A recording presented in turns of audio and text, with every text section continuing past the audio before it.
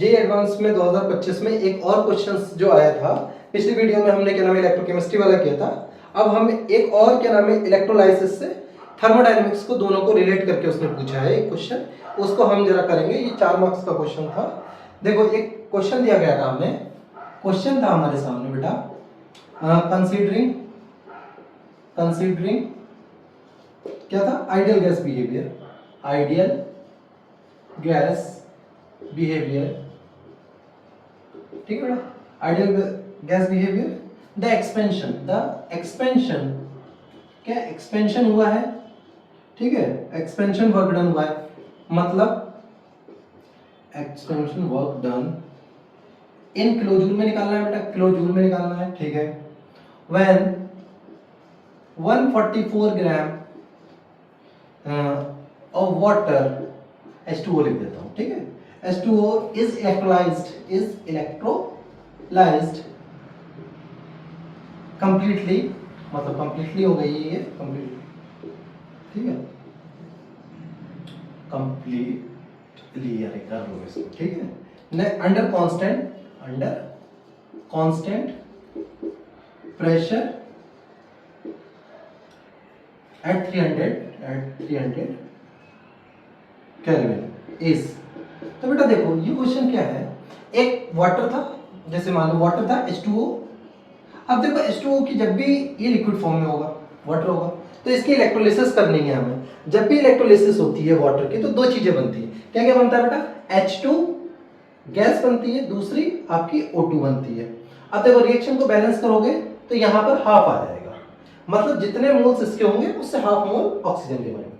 अब देखो बेटा वर्क डन हुआ है, लिक्विड से गैस बना है, तो ये लिक्विड है, ऐसा नहीं है, लिक्विड है, ठीक है, तो गैस बनी है तो क्या नाम है, वॉल्यूम ज्यादा हुआ होगा, ठीक है, तो वर्क डन हुआ होगा। तो देखो यहाँ पर 144 ग्राम है, 144 ग्राम को मैं कर सकता हूँ, अगर मैं 18 से डिवाइड कर दूं तो मोल्स आ जाएंगे 18 144 सुबह से, ठीक है, ये 8 मोल्स आ जाएंगे बेटा, कितने आ जाएंगे, 8 मोल्स आ जाएंगे।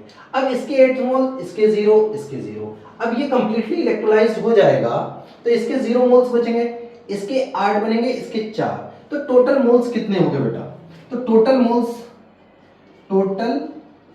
मोल्स किसके ऑफ गैस जो प्रोड्यूस हुई वो हुए 8 + 4 दैट इज 12। वर्क डन जो हुआ होगा 12 मोल्स की वजह से हुआ होगा, ठीक है। अब देखो आपको पता है वर्क डन क्या होता है, अपना ने थर्मोडायनेमिक्स में पढ़ा था, W = -P × ΔV, ठीक है, प्रेशर जब कांस्टेंट होता है तो वर्क डन ये होता है। दूसरी चीज ये भी है, अगर फिजिक्स में पढ़ते होगे तो +P × ΔV करते हैं हम, ठीक है। तो यहां से देखो प्रेशर है कांस्टेंट, P रख दिया, और डेल्टा V को आपको ये भी पता है, आपको PV = nRT, तो यहां से मैं V की वैल्यू निकाल लूं, nRT/P आ जाएगा। अब डेल्टा V निकालना है, देखो R भी कांस्टेंट है, T भी कांस्टेंट है, P भी कांस्टेंट है, तो डेल्टा V किससे हुआ होगा, डेल्टा N से, RT/P। तो इनिशियली कितना गैस का मोल्स है, 0, यहां पर 12 मोल्स है गैस का, ठीक है। तो अपना क्या हो जाएगा, P × 12 मोल्स हो गए, तो पहले ये रखो, वैल्यूज रखो, डेल्टा nRT/P। अब देखो P से P कैंसिल हो जाएगा बेटा, माइनस, अब N की वैल्यू कितनी है बेटा, 12 × R की वैल्यू 8.3 × T की वैल्यू 300। अब इसको मल्टीप्लाई कर लो, अब इसको अगर जब मल्टीप्लाई करोगे तो ये आ जाएगा, एक मिनट मल्टीप्लाई करता हूँ थोड़ा टाइम लगेगा, इधर देखो बेटा 12 × 8.3 × 300, ये आपका आया -29880। अब ये जूल में आया है, आपसे किस में पूछा है बेटा, किलो जूल में, ये गलती मत करना। तो इसे किस से डिवाइड कर देंगे, 1000 से डिवाइड कर देंगे, एक 0 से ये 0 कट के ये आ जाएगा -29.88 जूल, किलो जूल। तो ये आपका आंसर था, ठीक है। तो ये वर्क डन हमारा निकला। तो कोई हार्ड क्वेश्चन नहीं था, ये फिजिकल केमिस्ट्री से था, और इसने थर्मोडायनेमिक्स को यूज किया था जबकि इलेक्ट्रोकेमिस्ट्री के लिए। तो आपका ये क्वेश्चंस था, पहले भी ये क्वेश्चंस किया, अब ये क्वेश्चंस अपना ने कर लिया है।